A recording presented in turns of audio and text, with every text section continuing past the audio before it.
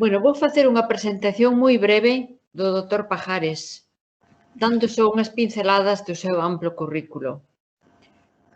Carlos Pajares Vales é catedrático de Física Teórica na Universidade de Santiago e actualmente é profesor emérito. É un investigador destacado no campo da física das partículas, máis concretamente en materia de alta densidade, e tamén en temas relacionados co orixe do universo e a forma de simular experimentalmente este fenómeno.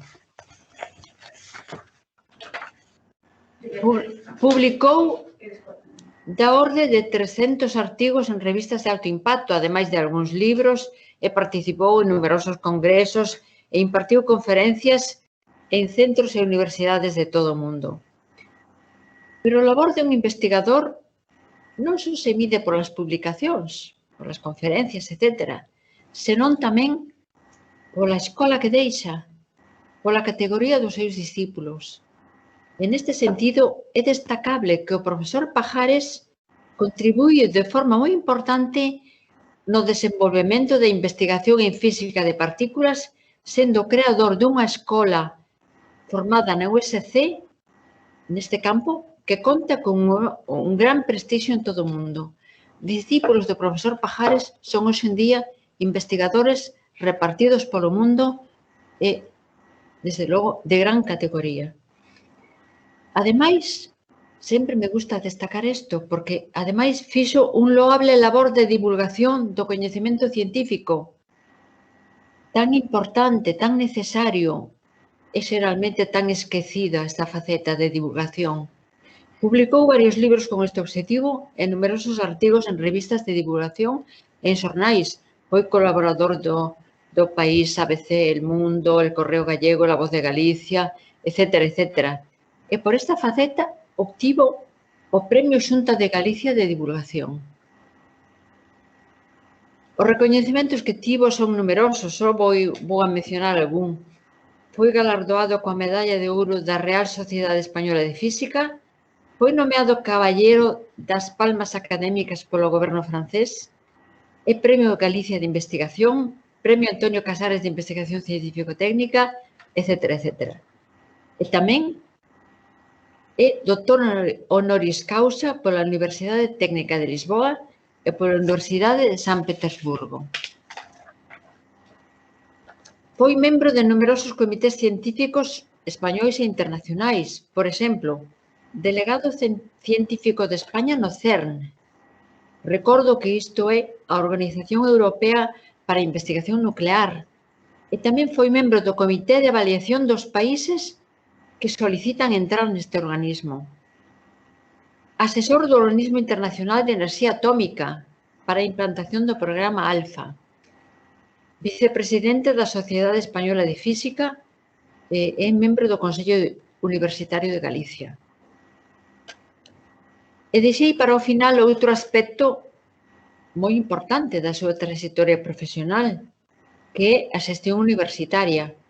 Foi o primeiro decano da Facultade de Física da nosa universidade e, posteriormente, como probablemente sabedes todos, foi reitor. Un reitor progresista que xogou un papel fundamental na modernización da nosa universidade. Durante o seu mandato redactáronse os primeiros estatutos, creáronse os departamentos, promoveu moitísimo as infraestructuras de apoio á investigación e dou un impulso notable á proyección internacional da UST. Bueno, isto é un esquema, omitir moitas cousas, pero está claro que o profesor Pajares é un investigador de gran prestixio e hoxe temos o privilexio de escoitalo. Adiante, ten a palabra, profesor Pajares. Gracias, Benita. Como se nota que me aprecia moito con esta introdución. Para min é un placer falar sobre, primeiro por aceptar esta invitación, falar sobre Hans Kim, pero é ambivalente. Dunha banda, pois eu teño a sensación de que eu non son, eu simplemente son un simple aficionado y aquí tenemos grandes, aquí hay, por ejemplo, un gran teólogo que Andrés Torres Quiruga, que podía falar porque lle coñecía e ademais coñece moi ben toda a súa obra, pero, sen embargo, tamén hai unha cuestión que para min é importante, é falar en un ámbito universitario sobre religión e sobre, digamos, teoloxía. De algún xeito, por la historia en España, pois non se entende a teoloxía dentro das universidades, sobre todo as universidades públicas. E cando na súa historia da USC sí que houbera grandes discusións e disputas filosóficas e teolóxicas dentro dela, porque que dúbida cabe que enriquece o pensamento. E, de feito, se un observa a maior parte das universidades prestixiosas, e non somente digo as alemáns, senón as americáns, por exemplo, Columbia ou Harvard, ou así podría seguir, todas teñen departamentos ou ben de ciencias de religións ou incluso facultades mesmas de teoloxía. Entón, nós temos un pouco o modelo francés con un sentido da laicidade extrema nese senso. Eu penso que non está mal que poquinho a poquinho entremos, digamos, a ciencia das religións e o debate filosófico e teolóxico de preguntas fundamentais, porque a universidade está tamén para axudar a dar respostas fundamentais. Por exemplo, pois, o senso da vida.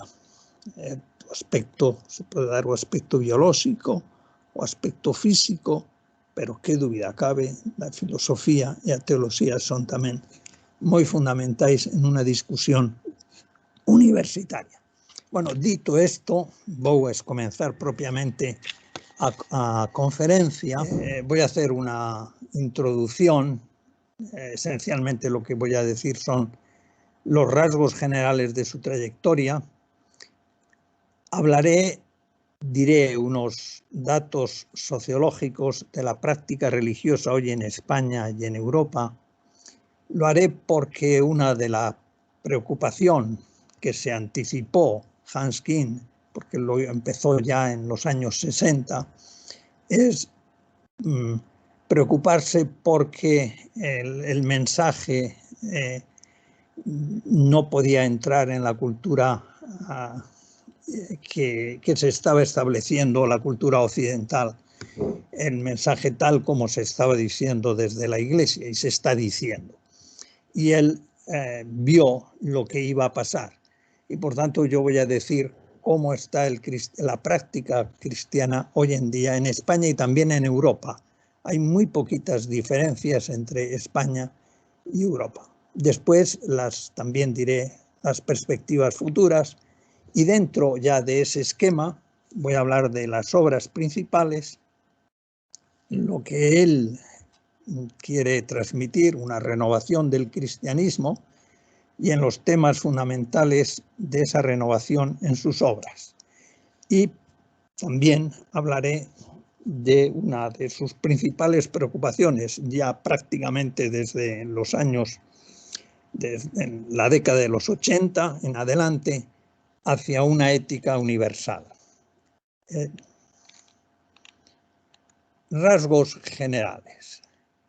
Hans Küng nace en Lucerna en el año 27, estudia filosofía y teología en la Universidad Gregoriana de los Jesuitas en Roma, es nombrado por Juan XXIII consultor en el Concilio Vaticano II y es un teólogo significado dentro de toda una serie de teólogos importantes como pueden ser Rahner, como de Lubac, Congar, Schellenbeck, von Balthasar y el mismo Ratzinger, que después sería Benedicto XVI. En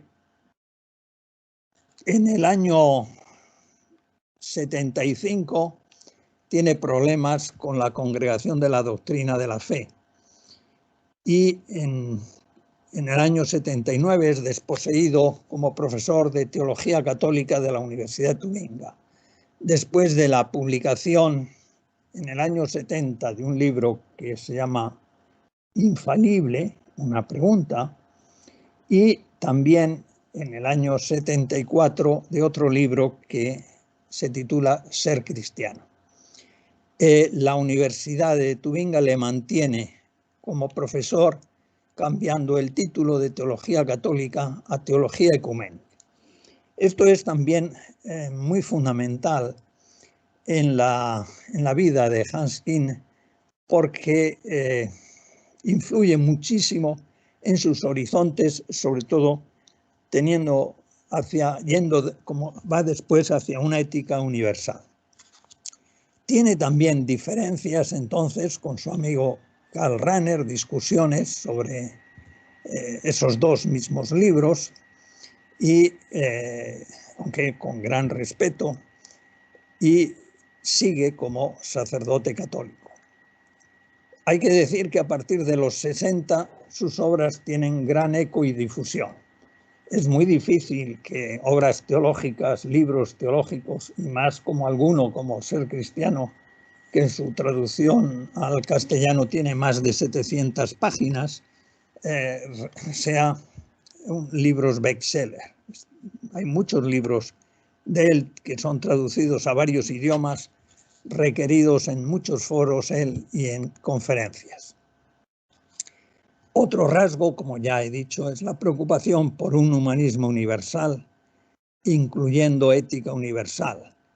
Y dentro de este esquema hay que decir que dio una conferencia del ciclo de conferencias de la celebración de los 500 años de la Universidad de Santiago. Dio una conferencia en ese ciclo que fue presentado por Andrés Torres Quiruga, y justamente también su universidad, Tubinga, celebraba por aquella época también los 500 años.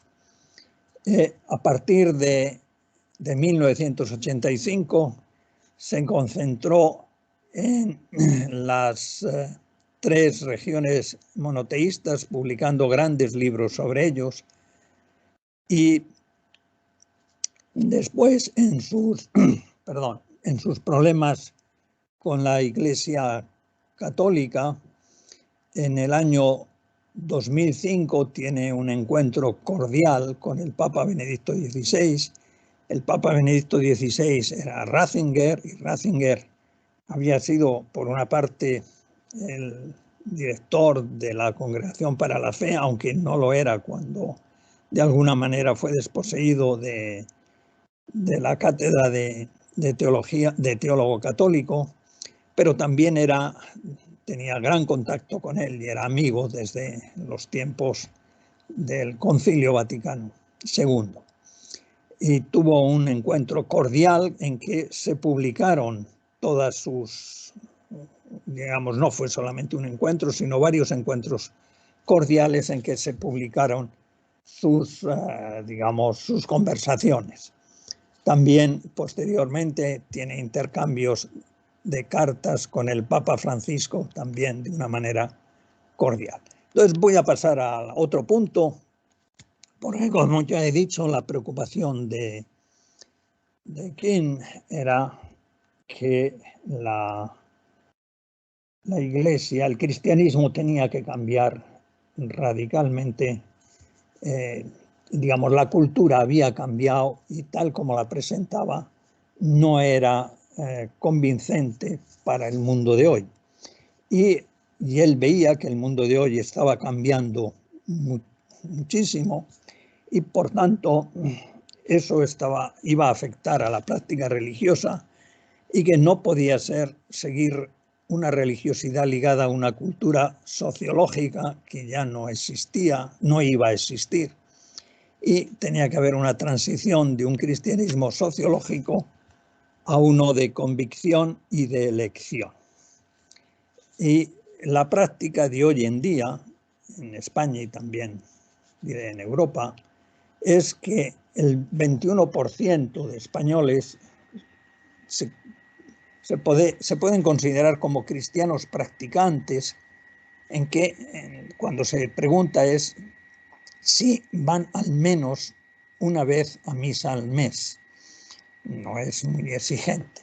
En el caso de 15 países europeos, que incluyen Alemania, Francia, Italia, Reino Unido, Suecia, pues esa cifra, de esos 15, la media es 18%. Por tanto, no varía mucho. Y que se declaran cristianos no practicantes es el 44%. En España 46%, en Europa 30% se declaran no religiosos y 24% en Europa. Hay que decir que estas cifras, estos porcentajes, digamos, sin embargo, digamos, confrontan de alguna manera con, si se pregunta que las iglesias y organizaciones religiosas juegan un papel importante en la ayuda a pobres y necesitados, hay un 81% de la población que están de acuerdo. Y hay un 64% que ha dejado de creer en las enseñanzas de su religión. 39% no encuentra respuesta a sus inquietudes espirituales.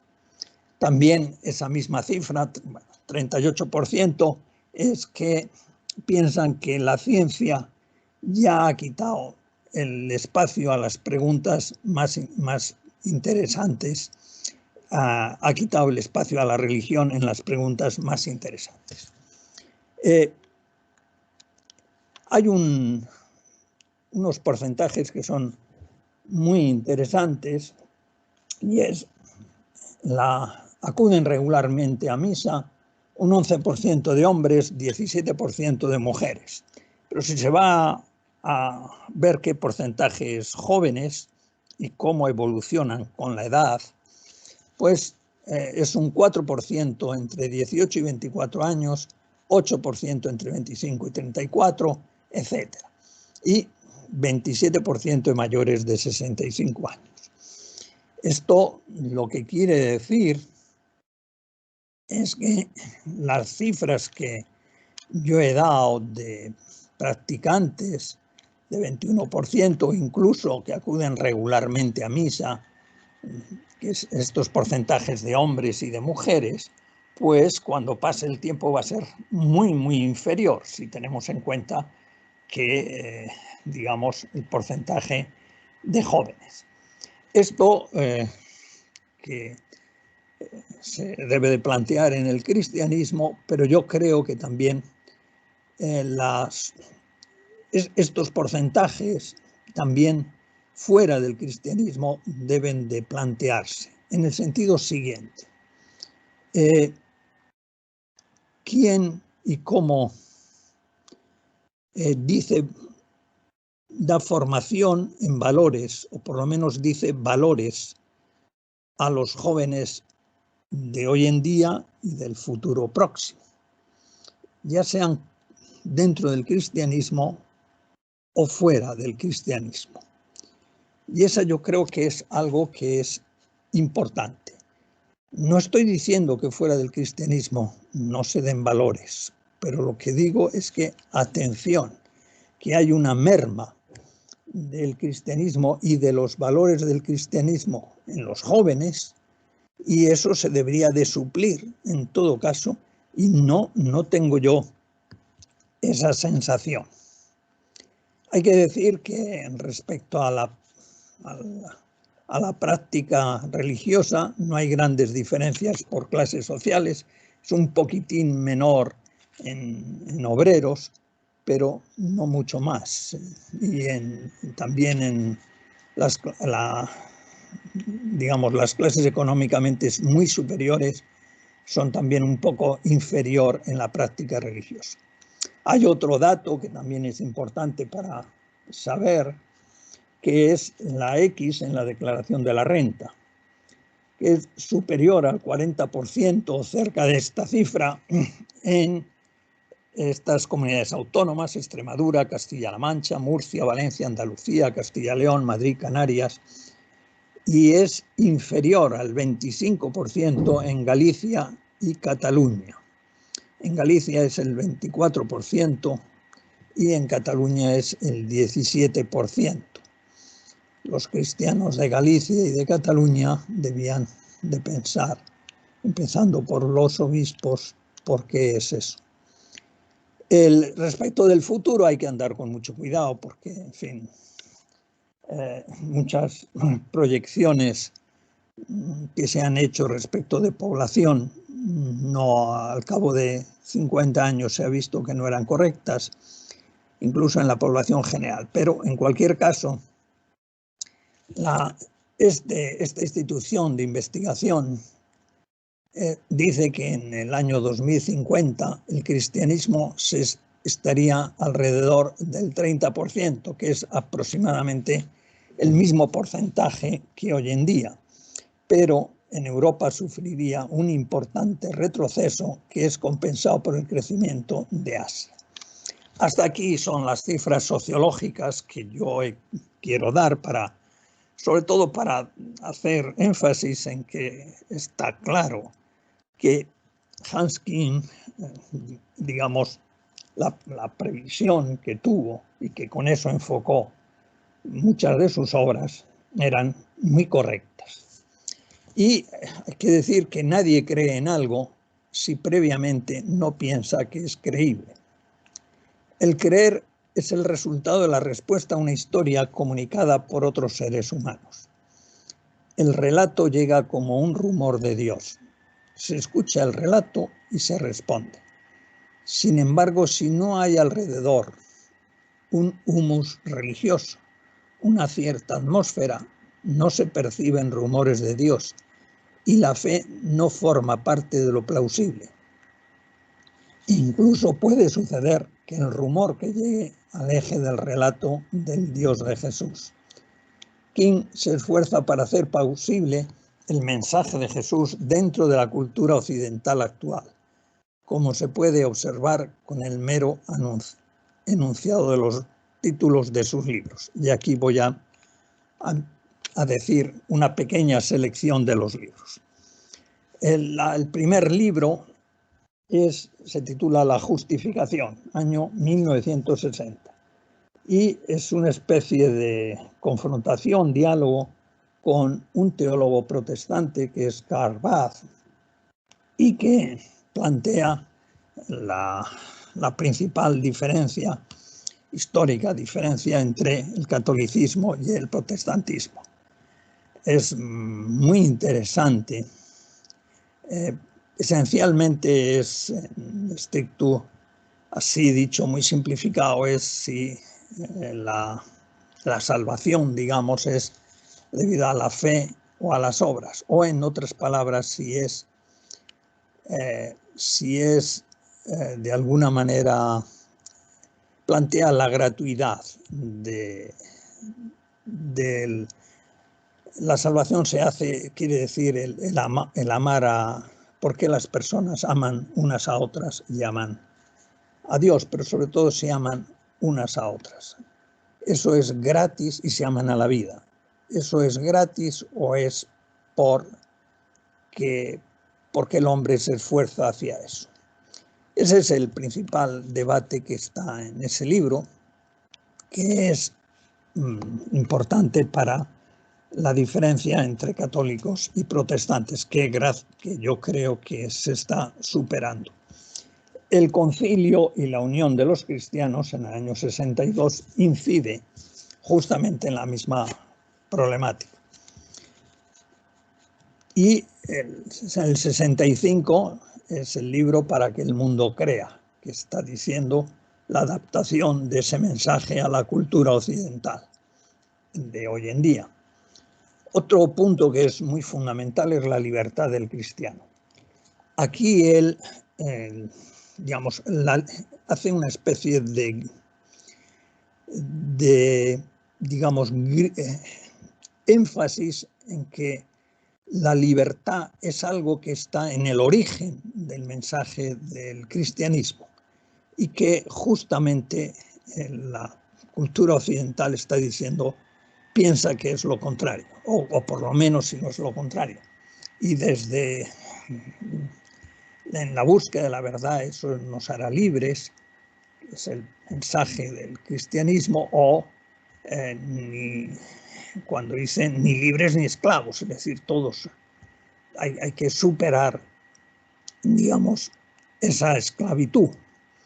Y esclavitud no solamente siendo propiamente los esclavos, sino muchas otras esclavitudes, que la libertad reside en el interior de las personas y ese interior nadie lo puede quitar.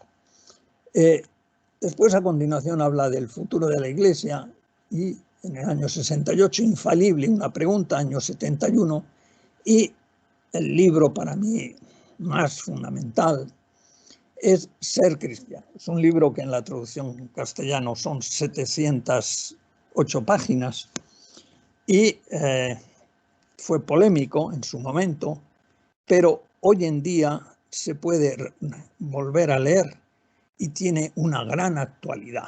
Y es muy difícil que libros que después de 50 años, que hayan sido casi bestseller hace 50 años y que se lean ahora diciendo, parece que le ha escrito este mismo año. Hay que decir que ese libro que fue bestseller, sin embargo, se tardó muchísimo en traducirlo y la primera edición en castellano es del año 96. La segunda en el 2003, la tercera 2005, la cuarta 2008, la quinta 2012 y después ya no sé si ha habido más ediciones, yo creo que sí, pero no lo tengo en cuenta. Ese libro está traducido por lo menos a 13 idiomas. La encarnación de Dios es del año 74, Existe Dios, respuesta al problema de Dios en nuestro tiempo, Interrogación, vida eterna. En esta época empieza ya su preocupación por hacia una ética, digamos, una ética universal. De hecho, él es el director de un instituto digamos, en la Universidad de Tubinga que promueve esa ética universal y hace una especie de declaración en que no intenta, por supuesto, sustituir a la Declaración de Derechos Humanos, pero sí que es un gran fermento que lo firman esa manifestación, digamos, esa declaración, 6.500 teólogos o hombres de diversas religiones que van desde budismo, hinduismo, musulmanes. Es un gran revulsivo y que también da lugar a un gran congreso patrocinado por la UNESCO en que Hanskin está detrás. Hay después, a partir de, también en esa misma línea, hay un primer libro que es en el año 87, El cristianismo y las grandes religiones. A continuación es el judaísmo, pasado, presente y futuro, año 91. Vuelve al cristianismo, esencia e historia. Y el Islam, historia, presente y futuro. Son estos tres grandes libros en que las tres religiones son estudiadas y profundizadas con gran respeto, y también diciendo su crítica a las tres. Es importante en el año 99 el libro Una ética mundial. Él había hablado, ya había escrito y tiene algún libro sobre la ética mundial, pero sobre todo aquí es porque es para la economía y la política. Hace, digamos, connotaciones muy importantes. Es evidente que tiene que hablar la mujer en el cristianismo, y ese es otro libro, en el año 2002, y un libro que es bastante interesante, El principio de todas las cosas, ciencia y religión, 2005, otro de los temas en que el cristianismo tiene que confrontarse su visión con la ciencia, su confrontación y ver sus encuentros y desencuentros. Y desencuentros, muchos de ellos desencuentros aparentes. Vuelve con Ética Mundial en Latinoamérica. Hay un libro sobre música y religión que lo subtitula Mozart, Wagner, Bruckner. Y la verdad es que no pone Bach. Luego en el libro sí que habla de él, pero pone especial énfasis en Mozart, Wagner, Bruckner. En Mozart porque como era masón, Mozart, alguien podía pensar que no era cristiano. Y la verdad es que King profundiza en algunas de las obras de Mozart. Más o menos lo que viene a decir es que alguien que emociona de una manera que llega al corazón tan profundamente como Mozart, pues probablemente tenía que ser, y después técnicamente también por varias connotaciones que dice King, tenía que ser cristiano, aunque no estuviese de acuerdo con muchas cuestiones de la jerarquía católica. Wagner y Bruckner son analizados en ese libro, y sobre todo el fenómeno de la música. ¿Por qué la música llega a emocionar? ¿Por qué sacude? Algunas obras religiosas nos sacude emocionalmente. En el fondo está diciendo por qué de alguna manera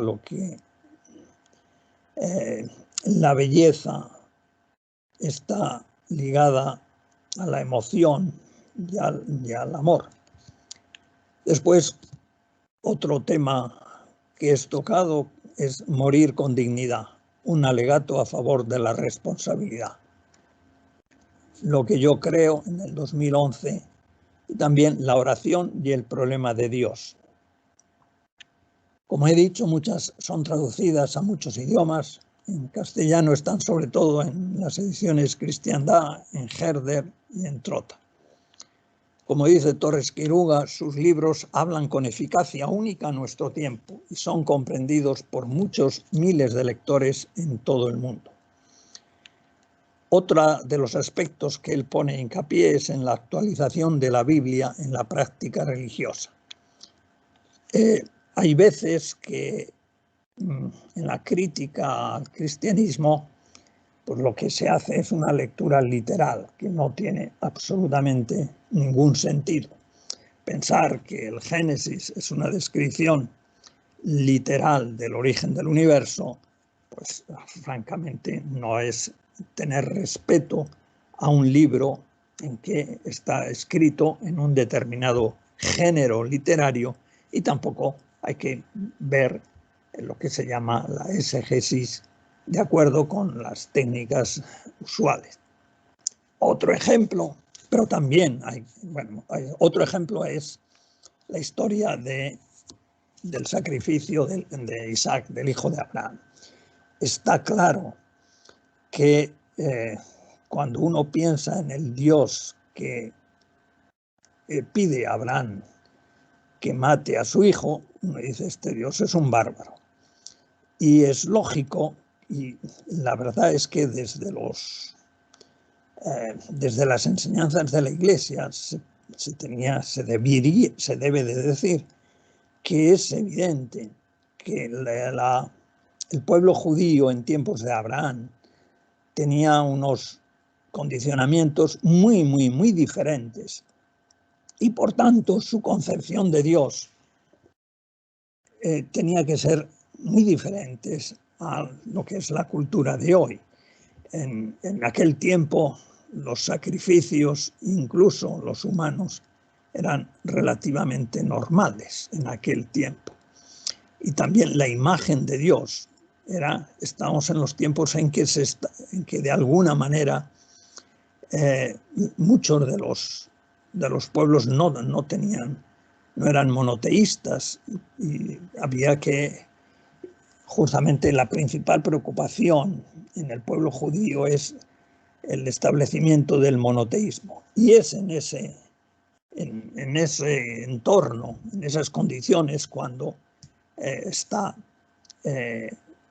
digamos, la historia del sacrificio de Isaac. De ahí lo único que se debe de hacer es que Abraham no se queda nada para sí, pero no de un Dios bárbaro. Mire, es el Dios que pensaban los judíos de aquel tiempo, porque todavía no habían evolucionado lo suficiente la imagen de Dios. La imagen de Dios se puede ver que en la Biblia va pasando del Dios terrible al Dios del amor. Ahí ya he mencionado antes que la libertad como un don preciado interior para no ser esclavo de nada ni de nadie. Otro de los puntos de Kuhn es el énfasis en la humanidad de Jesús, la causa del hombre, el servicio al hombre por encima de la ley. Habla, por ejemplo, en Ser cristiano, la vida más allá de la muerte física, que es otra vida, no es la vida como la concebimos ahora, como la nuestra. Después también en sus obras habla, por supuesto, de la intervención de Dios en el mundo y de la manifestación de Dios en el mundo, que es respetuoso con la autonomía del hombre y con las leyes de la naturaleza, que son una consecuencia más del amor de Dios. Dios no puede dejar de amar al mundo y, por tanto, no puede dejar que las leyes de la naturaleza no funcionen durante un instante, porque es equivalente a decir que Dios no deja de amar un instante. Otra cosa es que las leyes de la naturaleza pues se tengan que perfeccionar con otras leyes de la naturaleza, pero está dentro de ese debate científico que no tiene nada que ver. Decir el Dios Todopoderoso no tiene nada que ver con que vaya contra las leyes de la naturaleza. Dios no puede hacer que los ángulos del triángulo valgan más de 180 grados. Es evidente. Otro tema que toca es el mal en el mundo. Es un tema que dedica en el libro todo un capítulo y en que es un punto crucial y que se debería en el mundo cristiano se debería de explicar con mayor profundidad de lo que se hace. Hay veces que con motivo de la pandemia se han escuchado cosas desde el punto de vista cristiano que la verdad es que no son, por lo menos a mí y a muchísima gente, nos parece que no es cierto y que incluso en algunas de las veces parece ser que es una especie de insulto de Dios cuando se dice que Dios ha enviado la pandemia o algo así. Dios, por supuesto, Dios es amor y está con el hombre siempre. Y el mal en el mundo es una consecuencia de la finitud y de la limitación y de la vulnerabilidad.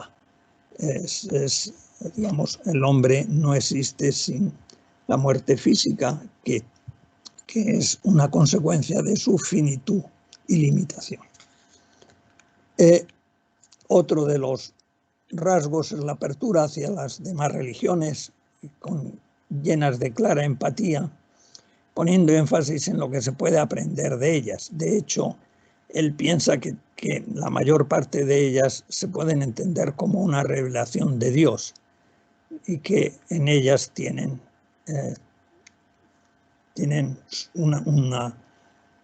hay un mensaje de verdad. También, por supuesto, hace la autocrítica, la crítica a ellas y también la autocrítica a la Iglesia Católica, que piensa que es bastante autoritaria. Para acabar, voy a resumir de alguna manera la concepción del cristianismo en King.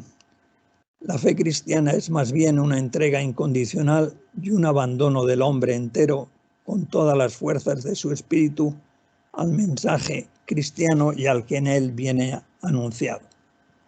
Es decir, un acto del entendimiento, de la voluntad y del sentimiento. Una aceptación que incluye una aceptación intelectual. Es decir, no es algo total que vaya contra la razón. Eso no quiere decir que se pretenda que la experiencia religiosa se pueda probar con métodos y argumentos científicos, pero piensa que los hombres y mujeres interpelados por los enigmas de la realidad, por la duda sobre el sentido de la vida, por sus vulnerabilidades cara a la muerte, apelan a la confianza radical, como la que se tiene a una madre, como origen y sentido de la vida, y ve en esa confianza radical una revelación originaria en Dios. King ofrece a la sed de sentido una experiencia significativa e inteligible de la fe. Pues hasta aquí es lo que yo quería, así en grandes rasgos, lo que King y su obra nos ha dicho. Qué bien.